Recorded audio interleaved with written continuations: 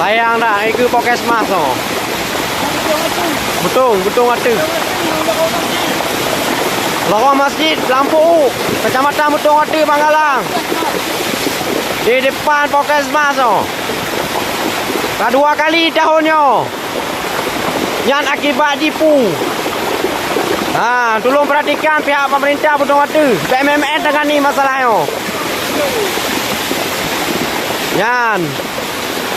Mandum seluruh tak kena masyarakat kena. Nyo ada jalan ni. Tolong tangani banjir bandang yang serius untuk Betung Watu Bangkalang. Sekian dan terima kasih, Bu.